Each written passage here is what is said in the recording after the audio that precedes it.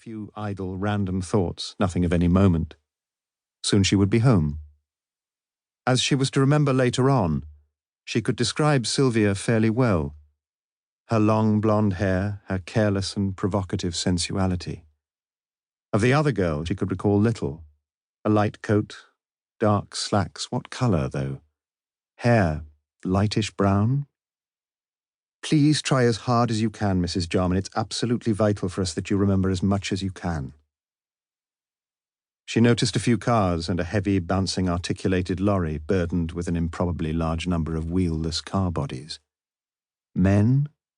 Men with no other passengers? She would try so hard to recall. Yes, there had been men, she was sure of that. Several had passed her by. At 10 minutes to 7, an oblong pinkish blur gradually assumed its firmer delineation.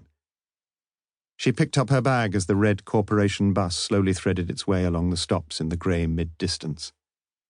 Soon she could almost read the bold white lettering above the driver's cab. What was it? She squinted to see it more clearly. Woodstock. Oh dear.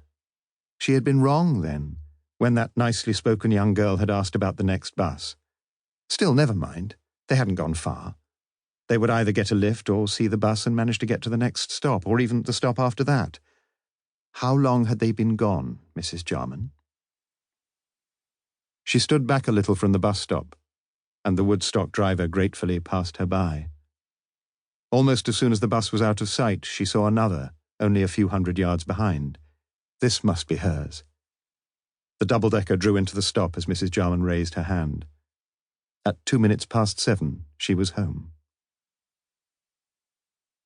Though a widow now, with her 2 children grown up and married, her pride and poverty semi-detached was still her real home, and her loneliness was not without its compensations. She cooked herself a generous supper, washed up, and turned on the television. She could never understand why there was so much criticism of the programs. She herself enjoyed virtually everything, and often wished she could view 2 channels simultaneously. At 10 o'clock she watched the main items on the news, switched off and went to bed. At 10:30 she was sound asleep. It was at 10:30 p.m. too that a young girl was found lying in a Woodstock courtyard. She had been brutally murdered. Part 1.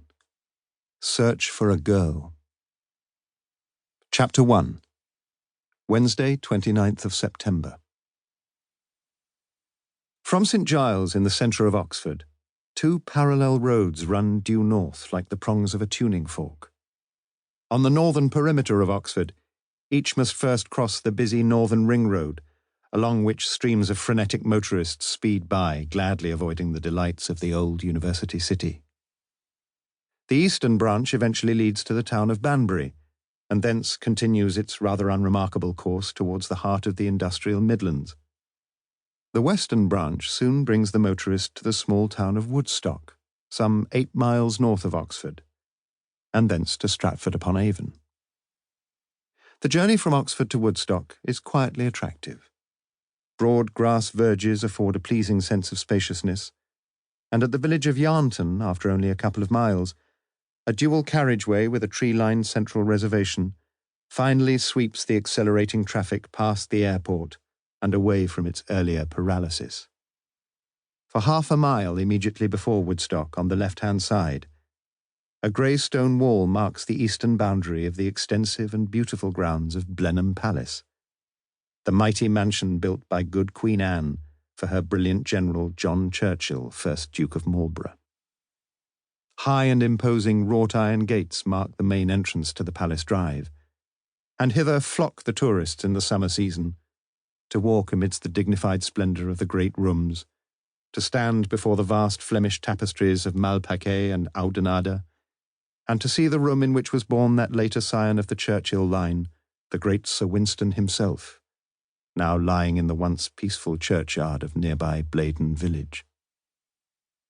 Today, Blenheim dominates the old town, yet it was not always so. The strong grey houses which line the main street have witnessed older times, and could tell their older tales, though now the majority are sprucely converted into gift, antique and souvenir shops.